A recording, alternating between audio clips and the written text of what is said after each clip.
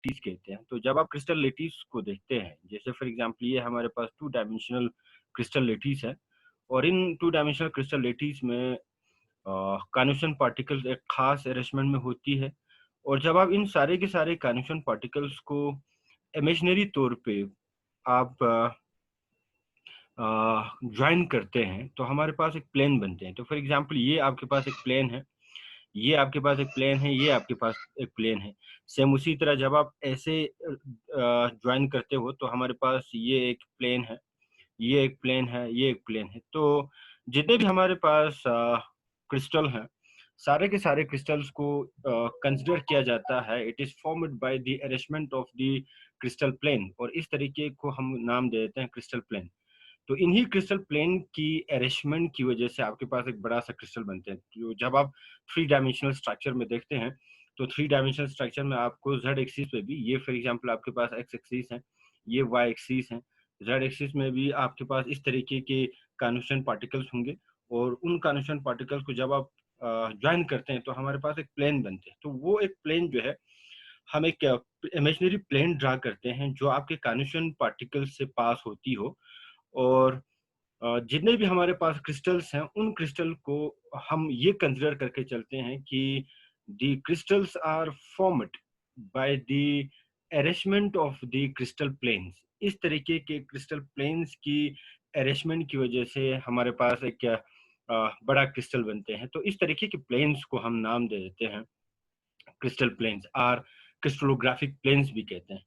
तो सॉलिड में या क्रिस्टल्स में डिफरेंट टाइप के आपके पास क्रिस्टल प्लेन्स होती है। हमारे पास उन सारे के सारे प्लेन्स को डिस्क्राइब करने के लिए एक पैरामीटर है जिस पैरामीटर को हम नाम दे देते हैं मिलर इंडिसेस।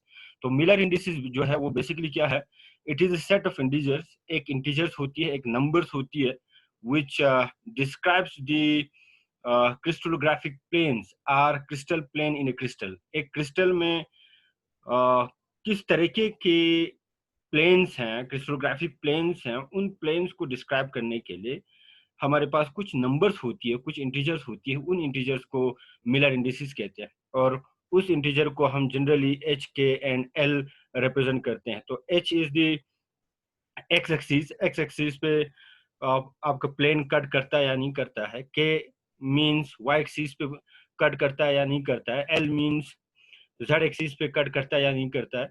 तो उस तरीके के प्लेन्स को हम रिप्रेजेंट करते हैं मिलर इंडिसेस। और क्रिस्टलोग्राफिक प्लेन्स किस टाइप के क्रिस्टलोग्राफिक प्लेन्स हैं उनको डिटरमिन करने के लिए हम इंटरसेप्ट को निकालते हैं। पहले आपके पास इंटरसेप्ट होंगे। इंटरसेप्ट मींस आपका जो प्लेन है वो क्रिस्टल के कहाँ पे कट कर रहा है, 1 यूनिट पे कट कर रहा है, 2 यूनिट पे कट कर रहा है या हाफ यूनिट पे कट कर रहा है। तो उस इंटरसेप्ट को डिटरमिन किया जाता है, उस इंटरसेप्ट को निकालते हैं। फिर उस इंटरसेप्ट को रेसिप्रोकल हम बना लेते हैं। मिलर इंडिसेस क्रिस्टलोग्राफिक प्लेन्स कैसे हम निकालते हैं, तो क्रिस्टलोग्राफिक प्लेन्स को निकालने के लिए first determines the intercept in A crystal. Intercept जो है कहाँ पे आपका जो प्लेन है क्रिस्टल में कहाँ पे कट कर रहा है, फिर उसका हम रेसिप्रोकल निकालते हैं। फिर रेसिप्रोकल्स को हम उन रेसिप्रोकल के फ्रैक्शंस को क्लियर करते हैं by multiplying some simple numbers, वो हम समझाएंगे। फिर इसके बाद आपके पास एक होल नंबर आ जाते हैं, एक होल इंटीजर आते हैं, उस होल नंबर को हम मिलर इंडिसेस कहते हैं। फॉर एग्जांपल ये हमारे पास है, हम मिलर इंडिसेस कैसे निकालते हैं। मिलर इंडिसेस मींस एक इंटीजर्स हैं, कुछ नंबर्स हैं जो आपको क्रिस्टल में प्लेन्स को रिप्रेजेंट करते हैं, आपके क्रिस्टल में किस टाइप के प्लेन्स हैं उसको रिप्रेजेंट करते हैं। तो उस मिलर इंडिसेस को हम H k and L represent करते हैं, where A B and C is the intercept. कितनी आपके क्रिस्टल के एक्स एक्सिस पे कहाँ पे आपका प्लेन कट कर रहा है, वाई एक्सिस पे कहाँ पे कट कर रहा है, जेड एक्सिस पे कहाँ पे कट कर रहा है, तो वो आपका इंटरसेप्ट है। तो फर्स्ट हमें इंटरसेप्ट निकालनी है। तो फॉर एग्जांपल आपके पास एक प्लेन है जो आपके एक्स एक्सिस के 2 यूनिट पे इंटरसेप्ट कर रहा है, 2 यूनिट पे कट कर रहा है, तो यहाँ पे ए की जगह पे 2 आप यूज कर सकते हैं।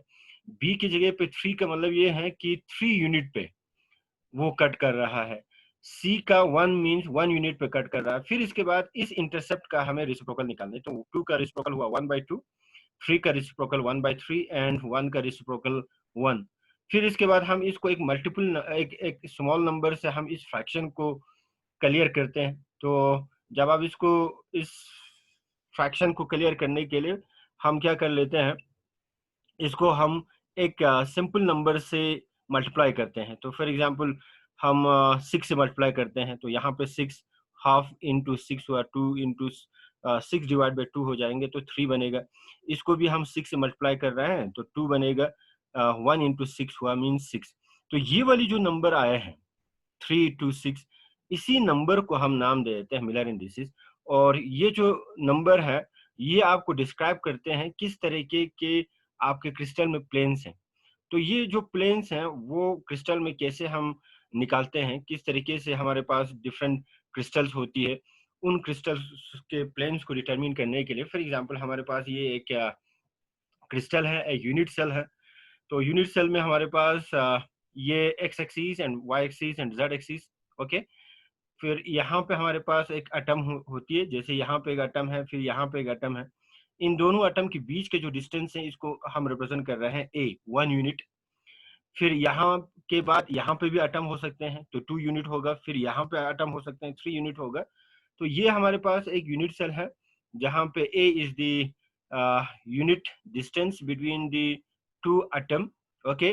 B is the unit distance between y axis पे जो 2 एटम होंगे, and C is the unit distance between two atom in the z axis, okay. तो ये वाली जो शेडेड जो आपके पास है ये एक प्लेन है। तो आपके यूनिट सेल से एक क्रिस्टलोग्राफिक प्लेन है जो आपके एक्स एक्सिस पे यूनिट डिस्टेंस पे कट कर रहा है, ओके।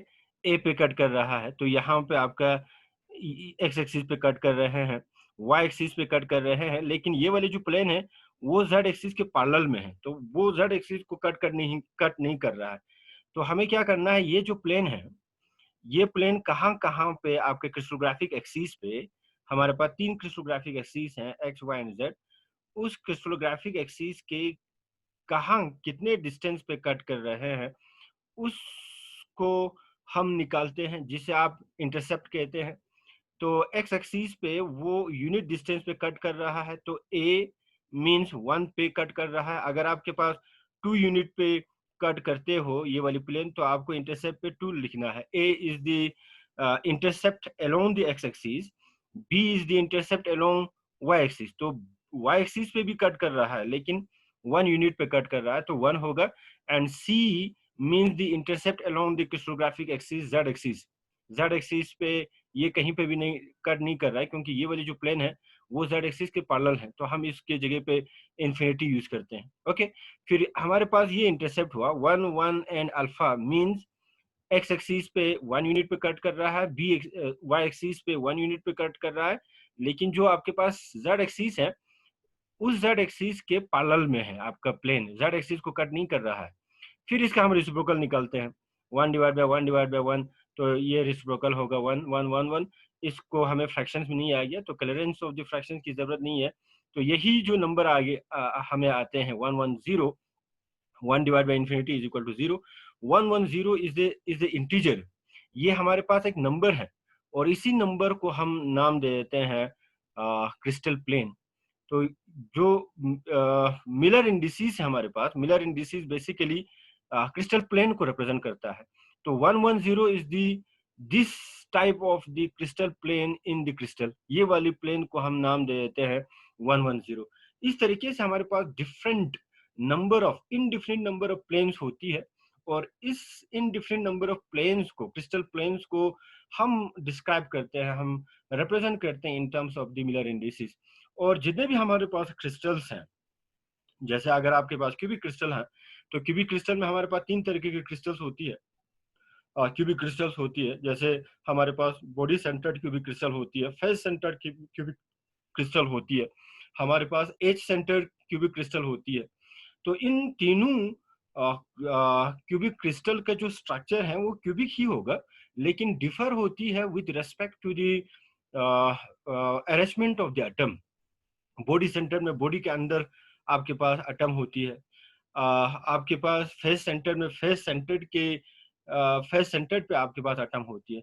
तो जो ही आपके पास डिफरेंट एटम है, एटम की अरेंजमेंट है, तो हमारे पास डिफरेंट क्रिस्टल प्लेन्स होती है।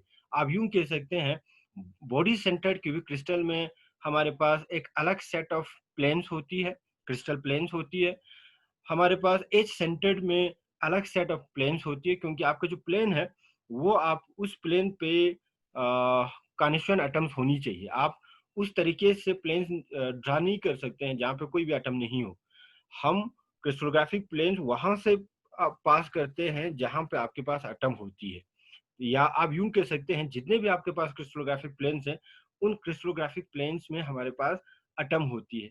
तो क्यूबिक क्रिस्टल्स में body centered, face centered and edge centered में जो पार्टिकल्स की अरेंजमेंट है वो थोड़ी सी डिफरेंट है। बॉडी सेंटर्ड में बॉडी के अंदर होती है, फेस सेंटर्ड में फेस जो क्रिस्टल के फेस के सेंटर में होती है। उस वजह से जो क्रिस्टलोग्राफिक प्लेन्स हैं वो क्रिस्टलोग्राफिक प्लेन्स उन इस तरीके के क्रिस्टल्स में अलग अलग होती है।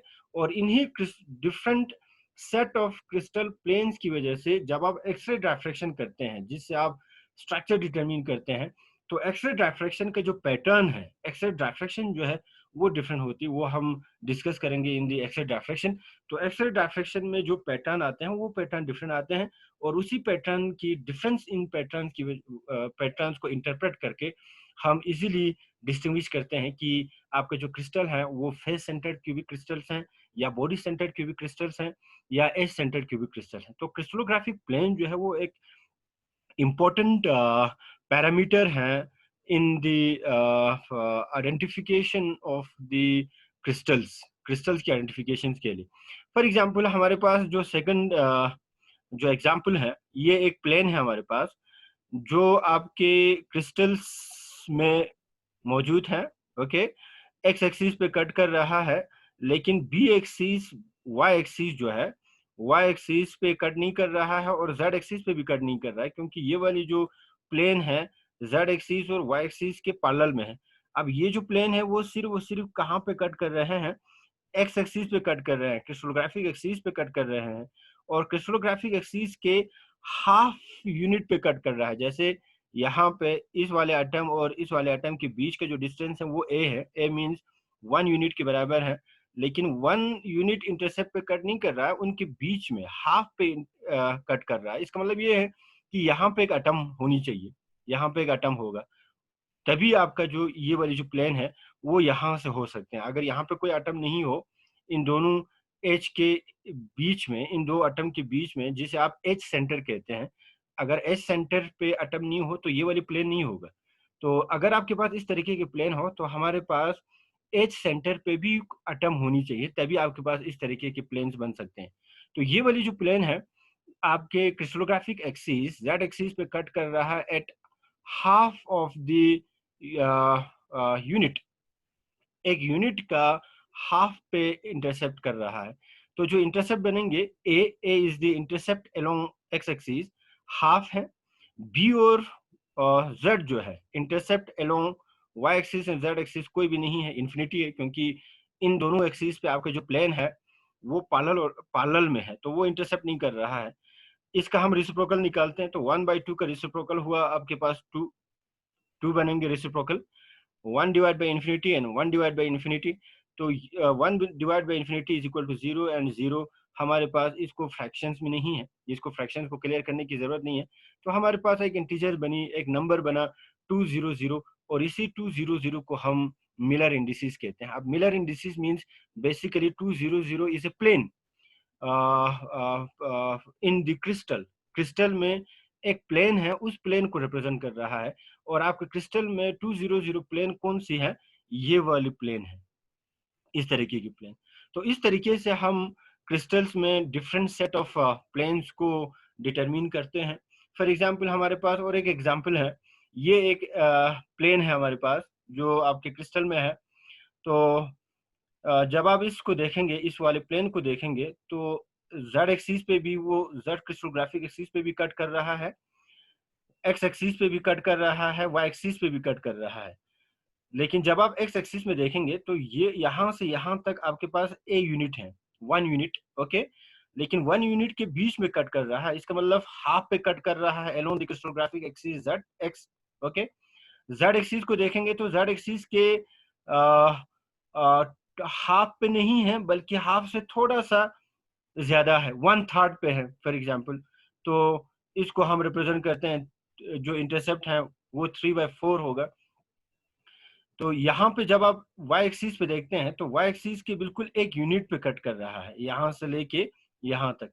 तो क्रिस्टोग्राफिक एक्सिस y एक्सिस पे the plane intercept at unit distance, along x axis it intercept at half distance, along z axis it intercept at the 3/4 okay. तो जो इंटरसेप्ट बनेंगे हमारे पास a B and C, a is the intercept along x axis, b is the intercept along Y axis and C is the intercept along Z axis. तो ये वाली जो plane है वो तीनों एक्सिस पे कट कर रहा है। Along x axis half distance पे कट कर रहा है तो हाफ होगा।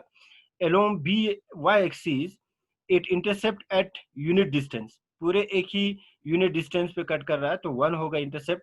और along Z axis it intercept at 3/4 distance, 3/4 distance पे ये कट कर रहा है, हाफ से थोड़ा सा ज्यादा डिस्टेंस पे वो कट कर रहा है। इसका हम रिसिप्रोकल निकालते हैं। फिर इसके बाद जब आप मिलर इंडिसेस निकालते हैं तो ये रूल है, first determine the intercept and second is the reciprocal. हम इंटरसेप्ट का इन्वर्ट निकालते हैं, रिसिप्रोकल निकालते हैं। तो 1/2 का हाफ बनेगा 2, 1/1 बनेंगे, ये 4/3 होगा। तो 2 एंड 1 एंड 4/3। तो ये वाली जो वैल्यू है वो हमें फ्रैक्शंस में आ गया। तो इस फ्रैक्शंस को, जैसे 4/3 हमें फ्रैक्शंस में आ गया, तो इन सब को हम एक मिनिमम नंबर से मल्टीप्लाई करते हैं ताकि आपका फ्रैक्शन जो है वो क्लियर हो, ओके। तो हम फोर्स 2 से हम फोर्स 3 से हम मल्टीप्लाई करेंगे। जैसे 4/3 है हमारे पास, 3 को हमें अगर फ्रैक्शन को अगर निकालना है तो इंटू 3 डालेंगे तो 3 और 3 कैंसिल होगा, तो हमारे पास ये जो 4/3 है वो क्लियर हो जाएंगे, ओके।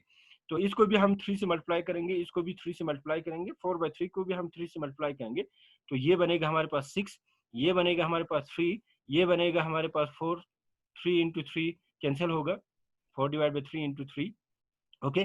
तो ये जो नंबर है 634, इसी इंटीजर को हम मिलर इंडिसेस कहते हैं, और यही नंबर आपको रिप्रेजेंट करते हैं दी क्रिस्टोग्राफिक प्लेन। तो हमारे पास, अगर आपके पास जो क्रिस्टोग्राफिक प्लेन जो है वो 634 हो, तो इस तरीके की प्लेन जो है हमारे पास इस टाइप की प्लेन होंगे, क्रिस्टल में ऐसे प्लेन होंगे। ये वाली जो प्लेन है वो आपके क्रिस्टल्स के एक्स एक्सिस पे हाफ पे कट करेंगे, जेड एक्सिस पे वो 3/4 पे कट होगा, और वाई एक्सिस पे वो यूनिट डिस्टेंस पे कट होंगे। तो इस तरीके की प्लेन्स को हम रिप्रेजेंट करते हैं 634। तो हमारे पास डिफरेंट सेट ऑफ प्लेन्स होती है। जैसे हमारे पास 100 प्लेन है, ये वाला एक्स एक्सिस और वाई एक्सिस पे कट कर रहा है एट द यूनिट डिस्टेंस, लेकिन जो जेड एक्सिस है वो पैरेलल में है। तो जेड एक्सिस पे वो कट नहीं कर रहा है, वो इन्फिनिटी होगा, infinity 1/infinity is equal to 0। तो हमारे पास ये जो प्लेन है वो 100 प्लेन है। हमारे पास कुछ ऐसे प्लेन होती है जहाँ पे 1 डैश होता है। तो ये जो 1 डैश और 1 डैश जो है वो बेसिकली आपका जो प्लेन है जहाँ पे आप ओरिजिन मानते हैं, उस ओरिजिन के नीचे से हैं। जब आप पूरे क्रिस्टल को देखेंगे तो इसके नीचे भी हमारे पास एटम्स होंगे। तो ये अगर आपके पास सेंटर है तो वो नीचे चले जाएंगे, आपका प्लेन ऊपर नहीं आ रहा है, वो नीचे आ जाएंगे। यहाँ पे आपका इस तरीके से और यूनिट सेल होगा, यहाँ पे और एक यूनिट सेल होगा। तो बेसिकली ये 1 1 डैश 0 जो है वो 100 प्लेन ही है, लेकिन डिफर है जहां पे आप रेफरेंस पॉइंट मानते हैं। जैसे फॉर एग्जांपल ये हमारे पास ओरिजिन है, ओरिजिन के ऊपर है या ओरिजिन के नीचे है। जब आप इसको 0 मानते हैं तो ये प्लस जेड एक्सिस हुआ, अगर आप नीचे अगर आप देखेंगे तो माइनस जेड एक्सिस होंगे ना। तो ये आपका जो प्लेन है वो नीचे की तरफ है, तो इस तरीके को हम 1 डैश रिप्रेजेंट करते हैं। तो ये सारे के सारे हमारे पास 100 प्लेन है। जैसे यहाँ पे अगर आप देखेंगे तो एक्स, ये हमारे पास है X axis and Y axis और एक्स एक्सिस को कट कर रहे हैं, लेकिन जेड एक्सिस के वो पैरेलल में है, तो जेड के अगेंस्ट में आपके पास 0 होंगे। तो ये सारे के सारे हमारे पास 100 प्लेन है हमारे पास। जब आप यहाँ देखेंगे ये वाले 101 प्लेन है, तो 101 प्लेन मीन्स एक्स एक्सिस पे कट कर रहा है, वाई एक्सिस पे वो पैरेलल में है, वाई एक्सिस के साथ वो वाई एक्सिस को कट नहीं कर रहा है, लेकिन जेड एक्सिस को कट कर रहे हैं एट यूनिट डिस्टेंस। तो इस तरीके से हम इजीली डिटरमिन कर सकते हैं कि आपके क्रिस्टल में किस टाइप के प्लेन्स हैं। और इन प्लेन्स को डिटरमिन करने के लिए हमारे पास एक इंटीजर है, एक सेट ऑफ नंबर्स होती है, उस नंबर को हम मिलर इंडिसेस कहते हैं। फॉर एग्जांपल हमारे पास ये है, सिंपल एग्जांपल, ये प्लेन है हमारे पास, ओके, जो शेडिड है वो प्लेन है। अब जब आप इस प्लेन को देखेंगे तो एक्स एक्सिस पे कट कर रहा है, लेकिन वाई एक्सिस के पैरेलल में है और जेड एक्सिस के पैरेलल में है। और एक्स एक्सिस के वो 1 यूनिट पे, जैसे यहाँ पे एक एटम है, यहाँ पे एक एटम है, तो इन दोनों एटम के बीच के जो डिस्टेंस है वो ए मानेंगे हम, इन दोनों के बीच का डिस्टेंस बी, इन दोनों के बीच का डिस्टेंस सी। तो 1 यूनिट पे कट कर रहा है तो इंटरसेप्ट 1 होगा। ये इन्फिनिटी है, इन्फिनिटी है, इसका रेसिप्रोकल निकाला तो हमें 100 प्लेन आ गए। तो ये वाली जो प्लेन है इसको हम 100 प्लेन कहते हैं। सेम उसी तरह हमारे पास डिफरेंट टाइप के प्लेन्स होती है। जब आप इसको देखेंगे ये वाली प्लेन्स, ओके, तो हमारे पास जब आप इस प्लेन को देखेंगे तो एक्स एक्सिस पे कट कर रहा है, वाई एक्सिस पे कट कर रहा है, लेकिन जेड एक्सिस के पैरेलल में है, ओके। एक्स एक्सिस पे वो यूनिट डिस्टेंस पे कट कर रहा है, वाई एक्सिस पे वो यूनिट डिस्टेंस पे कट कर रहा है, जेड एक्सिस के पैरेलल में है, इन्फिनिटी होंगे। तो यहाँ पे आपका एक्स एक्सिस पे 1 यूनिट, वाई एक्सिस पे 1 यूनिट और जेड की जगह पे आप इन्फिनिटी मानते हैं। यहाँ पे एक्स वाई जेड की जगह पे आप ए भी लिख सकते हैं, A B and C. A B and C is the intercept along x axis, intercept along Y axis, intercept along Z axis. कभी कभार आपको एक्स वाई जेड भी डायरेक्ट लिख लेते हैं। तो इनका 100 इन्फिनिटी का जब आप रेसिप्रोकल निकालते हैं तो हमें 110 आएगा। तो इस 110 को हम क्रिस्टोग्राफिक प्लेन्स कहते हैं, ये वाली प्लेन्स होगा 110। तो इस तरीके से आप हमारे पास डिफरेंट टाइप की प्लेन्स होती है। जैसे ये हमारे पास और एक प्लेन्स है। जब आप इस प्लेन्स को देखेंगे तो हमारे पास एक्स एक्सिस पे भी कट कर रहे हैं, वाई एक्सिस पे भी कट कर रहे हैं और जेड एक्सिस पे भी कट कर रहे हैं। Along x axis unit distance पे कट कर रहे हैं, वाई एक्सिस यूनिट डिस्टेंस पे कट कर रहे हैं, along Z axis unit distance पे कट कर रहे हैं। तो इंटरसेप्ट होगा 110। इसका रिसिप्रोकल निकाला, फिर स्मॉलेस्ट रेशियो हो गए, तो हमारे पास जो मिलर इंडिसेस बनेंगे वो 111 बनेंगे। इसका मतलब ये है कि इस वाले प्लेन्स को हम 11 क्रिस्टल प्लेन्स कहते हैं या क्रिस्टोग्राफिक प्लेन्स कहते हैं। तो 11 प्लेन्स मीन्स इस तरीके के प्लेन्स होंगे, जो आपके वो वाले प्लेन जो आपके क्रिस्टल के तीनों क्रिस्टोग्राफिक एक्सिस पे इंटरसेप्ट कर रहा है, कट कर रहा है।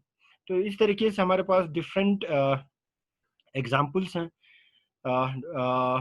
और हम क्रिस्टोग्राफिक प्लेन्स को इजीली निकालते हैं, इजीली निकाल सकते हैं by taking this formula, intercept, फिर रेसिप्रोकल, फिर clear diffraction, and then we get a number or integer, and this integer is the Miller indices which describe the crystal planes. हमारे पास जो मिलर इंडिसेस हैं वो एक इम्पोर्टेंट पैरामीटर है। इस मिलर इंडिसेस के थ्रू हम क्रिस्टल के दो एटम के बीच में, जिसे आप इंटरन्यूक्लियर डिस्टेंस कहते हैं, आप इजीली इंटरन्यूक्लियर डिस्टेंस निकालते हैं। तो application of the Miller indices is we calculate the internuclear distance, या इंटरन्यूक्लियर को हम इंटरप्लेनर कहेंगे। जैसे दो एटम है आपके पास क्रिस्टल में, दो एटम के बीच के जो डिस्टेंस है उस डिस्टेंस को हम इंटरन्यूक्लियर डिस्टेंस कहेंगे। और इन दोनों एटम पे आपके पास एक प्लेन होती है, जहां पे आपके पास एटम है कॉन्स्टिट्यूएंट एटम्स हैं वहां से आपके पास कहीं ना कहीं एक प्लेन होगा। तो क्रिस्टल में हमारे पास एक सेट ऑफ प्लेन्स होती है, बहुत सारे प्लेन्स होती है। उन दो प्लेन्स के बीच में कितनी डिस्टेंस है, उस डिस्टेंस को हम इंटरप्लेनर डिस्टेंस कहेंगे, या इंटरन्यूक्लियर डिस्टेंस कहेंगे, या इंटरप्लेनर डिस्टेंस कहेंगे। तो मिलर इंडिसेस के थ्रू हम इंटर प्लेनर डिस्टेंस डी के जो वैल्यू है वो निकालते हैं, और डी के जो वैल्यू है वो बहुत इंपॉर्टेंट पैरामीटर है। उस डी के वैल्यू से आप क्रिस्टल के स्ट्रक्चर को डिटरमिन करते हैं, क्रिस्टल के स्टेबिलिटी को आप डिटरमिन कर सकते हैं। तो we can determine the interplanar distance from the Miller indices से, और Miller indices is basically h, k and l. अब इंटर प्लेनर डिस्टेंस कैसे हम निकालते हैं, 1 डिवाइड बाई, ये फॉर्मूला है, 1 divide by D square H k L, where d is the interplanar distance या internuclear distance, is equal to h square divided by h square. h is the value आपके पास क्रिस्टोग्राफिक plane का x axis पे planes कहाँ पे cut कर रहा है। अब इसकी जगह पे 1 हो सकते हैं। अगर आपके पास 1 0 0 प्लेन है तो 1 0 0 होगा। अगर आपके पास 1 1 1 प्लेन है तो 1 1 1 होगा। तो h a is the unit distance. आपका जो क्रिस्टल है उस क्रिस्टल के यूनिट सेल के एक्स एक्सिस पे कितनी यूनिट डिस्टेंस है।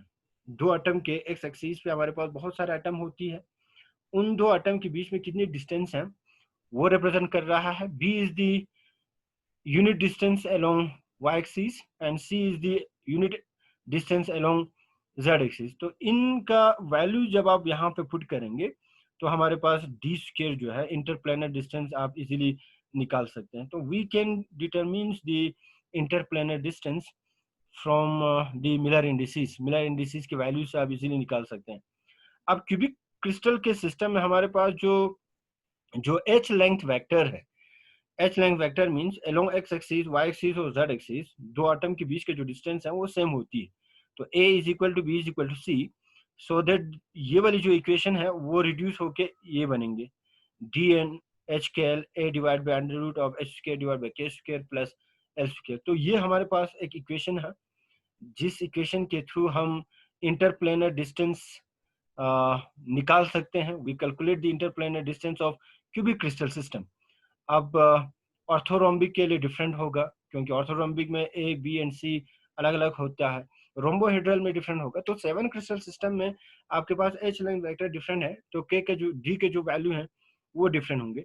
क्यूबिक क्रिस्टल के केसेस में हमारे पास जो डी के जो वैल्यू है, डी मींस दो क्रिस्टल प्लेन के बीच के जो डिस्टेंस है, उस डिस्टेंस को आप इजीली इस फॉर्मूले के थ्रू निकाल सकते हैं।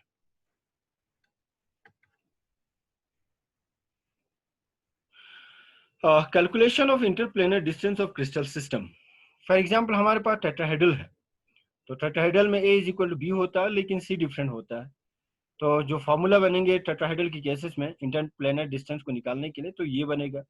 ऑर्थोरोम्बिक के लिए एक डिफरेंट होता है, क्योंकि ऑर्थोरोम्बिक में a b एंड c तीनों डिफरेंट होता है। तो ऑर्थोरोम्बिक के दो प्लेन के बीच के जो डिस्टेंस है उसको निकालने के लिए हमारे पास एक डिफरेंट इक्वेशन बनते हैं। तो 7 क्रिस्टल सिस्टम्स के इंटरप्लेनर डिस्टेंस को निकालने के लिए हमारे पास एक डिफरेंट इक्वेशंस, डिफरेंट कैलकुलेशंस होती है, और उन्हीं कैलकुलेशंस के थ्रू हम इंटरप्लेनर डिस्टेंस निकालते हैं। और जो ही आपके पास इंटरप्लेनर डिस्टेंस बनते हैं, निकालते हैं, हम इंटरप्लेनर डिस्टेंस से easily we determines the structure of the crystal, we determines the stability of the crystal. Okay, second examination point of view important is x-ray diffraction. अब एक्सरे डिफ्रैक्शन क्या होती है बेसिकली, जब आप क्रिस्टल पे x ray beam incident करते हैं, आपके क्रिस्टल में एटम्स होती है और वो एटम्स एक खास अरेंजमेंट में अरेंज होती है। आप यूं कह सकते हैं ये एक प्लेन है, क्रिस्टल प्लेन, जहाँ पे एटम है, ये क्रिस्टल प्लेन है, ये क्रिस्टल प्लेन है। और जब एक्सरे इंटरेक्ट करते हैं with the crystal planes means with the atom के साथ इंटरेक्ट करते हैं, तो एटम के इलेक्ट्रॉन के साथ वो इंटरेक्ट करते हैं एक्सरे बीम, और इलेक्ट्रॉन ऑसिलेट करते हैं, इलेक्ट्रॉन का एनर्जी जो है वो चेंज होता है, तो इलेक्ट्रॉन अपनी अपनी जगह पे ऑसिलेट करते हैं, मूवमेंट करते हैं, और उसी मूवमेंट के दौरान वो एक्सरे डायफ्रैक्ट करते हैं, वो एक्सरे रेडिएशन को इमिट करते हैं। तो ये वाली जो रिफ्लेक्ट जो बीम है, ये वाली, इसको आप डायफ्रैक्टेड बीम कहते हैं। आपका एक्सरे इंसिडेंट हुआ, it interact with the crystallographic planes, crystallographic planes का मतलब ये है it interact with the atom of the crystal. अब एटम के इलेक्ट्रॉन के साथ बेसिकली इंटरेक्ट होता है, ओके, और इलेक्ट्रॉन ऑसिलेट करते हैं विच इमिट एक्सरे। अब एक्सरे यहाँ पे इंसिडेंट हुआ, फिर इसके बाद एक्सरे जो है वो डायफ्रैक्ट होके कुछ एंगल पे वो डायफ्रैक्ट होती है। इस तरीके की प्रोसेस को हम एक्सरे डायफ्रैक्शन कहते हैं। X-ray diffraction means when the X-ray is incident at the crystal, the X-ray get diffracted at a particular angle. एक पर्टिकुलर एंगल के थ्रू आपके क्रिस्टल से एक्सरे जो है डायफ्रैक्ट होती है। इस तरीके की प्रोसेस को हम नाम दे देते हैं एक्सरे डायफ्रैक्शन। अब ये जो एक्सरे डायफ्रैक्शन है वो तब होता है जब आपका दो एटम के बीच के जो डिस्टेंस है, जिसे आप इंटरन्यूक्लियर डिस्टेंस कहते हैं, वो इंटरन्यूक्लियर डिस्टेंस मैच होता है with that of the wavelength of the X-ray. जब आप एक्सरे की जगह पे आप अल्ट्रावायलेट डालेंगे, विजिबल डालेंगे, तो वो डायफ्रैक्शंस नहीं दिखाएंगे। डायफ्रैक्शंस के लिए जो इंपॉर्टेंट पैरामीटर ये है, एक्सरे के जो वेवलेंथ है वो रिजेंबल होती है with that of the internuclear distance और इंटरप्लेनर डिस्टेंस। इंटरन्यूक्लियर डिस्टेंस का हो या इंटरप्लेनर डिस्टेंस का हो। जैसे ये हमारे पास एक प्लेन है और ये एक प्लेन है। अब इन दो प्लेन के बीच का डिस्टेंस का हो या ये वाले एटम और इस वाले एटम के बीच का डिस्टेंस का हो। अगर आप एटम मान के चलेंगे तो इंटर न्यूक्लियर डिस्टेंस होगा, अगर आप प्लेन्स मान के चलेंगे तो इंटरप्लेनर डिस्टेंस होगा। तो interplanar distance and inter nuclear distance is same. तो इन इंटरन्यूक्लियर डिस्टेंस के क्रिस्टल के इंटरन्यूक्लियर डिस्टेंस और इंटरप्लेनर डिस्टेंस जो है वो रिजेंबल करता है, वो मैच होती है with that of the wavelength of the X-ray. उस वजह से एक्सरे जब आप इंसिडेंट करते हैं, आपके क्रिस्टल के साथ इंटरेक्ट करते हैं, क्रिस्टोग्राफिक प्लेन के साथ इंटरेक्ट करते हैं, and the x ray beam get diffracted or reflected at some particular angle. और ये जो एंगल है वो बहुत इंपॉर्टेंट है, ये एंगल जो है वो बहुत इंपॉर्टेंट है। अब डायफ्रैक्टेड बीम होने के लिए ये जो रे है, फॉर एग्जांपल यहाँ से एक रे आ गया, डायफ्रैक्ट हुआ with the angle of theta. अब सेकंड जो रे है वो सेकंड प्लेन पे, सेकंड क्रिस्टोग्राफिक प्लेन पे इंटरेक्ट कर रहा है, दूसरे उसके नीचे वाले प्लेन पे जा रहा है। जैसे अगर आप थ्री डायमेंशनल में देखेंगे तो ऊपर एक एटम के एक लेयर होगा, एक प्लेन होगा, उसके नीचे और एक एटम का एक लेयर होंगे, कांस्टेंट पार्टिकल्स के एक लेयर होंगे, तो वो एक प्लेन हुआ। उसके नीचे और एक कांस्टेंट पार्टिकल्स के लेयर्स होंगे, तो वो एक प्लेन हुआ। तो जब आप एक्सरे डालेंगे तो ऊपर वाले प्लेन्स भी डायफ्रैक्ट करेंगे। एक्सरे जो है फिर ऊपर से जाके वो नीचे नीचे प्लेन पे भी आ सकते हैं, तो नीचे प्लेन से भी वो डायफ्रैक्ट होता है, उससे उसके नीचे से भी वो डायफ्रैक्ट होता है। अब ये जो डायफ्रैक्टेड बीम है, ये ऊपर वाले प्लेन से डायफ्रैक्ट हो रहा है, ये उसके नीचे वाले प्लेन से डायफ्रैक्ट होगा, और अगर आपके पास एक्सरे बीम है तो वो उसके नीचे से डायफ्रैक्ट होगा। हम ये मान के चलते हैं कि जितने भी आपके पास क्रिस्टल प्लेन है, वो क्रिस्टल प्लेन एक सेमी ट्रांसपेरेंट है। सेमी ट्रांसपेरेंट मींस आपका एक्सरे जो है वो नीचे प्लेन तक पेनिट्रेट होके वहां से डायफ्रैक्ट हो सकते हैं। तो इस तरीके से हमारे पास डायफ्रैक्टेड बीम बहुत डिफरेंट होगा। और ये डायफ्रैक्टेड बीम तभी बनेंगे जब आपके ये वाले प्लेन, ये वाले प्लेन, ये वाले डायफ्रैक्टेड रे, ये डायफ्रैक्टेड रे और इनके नीचे वाले डायफ्रैक्टेड रे इन फेस हो। और इन फेस होने के लिए आपका जो इंसिडेंट एंगल है, जैसे ये वाली जो एंगल है, 1 थीटा है, 2 थीटा, 3 थीटा, 4 थीटा, और इस मैं यहाँ पे स्टॉप कर रहा हूँ क्योंकि हमारे पास 40 मिनट हो गए हैं। ये डिस्कनेक्ट हो जाएगा। तो कल हम एक्सेल डायफ्रैक्शन को हम फिर से डिस्कस कर लेंगे। Thank you so much. Thank you, sir. Thank you, sir. हाँ, कोई क्वेश्चन है? Thank you, sir. Sir, हाँ जी। Yeah, X-ray diffraction. Dena, bir şey alsın. Dena 6 lens de. Dena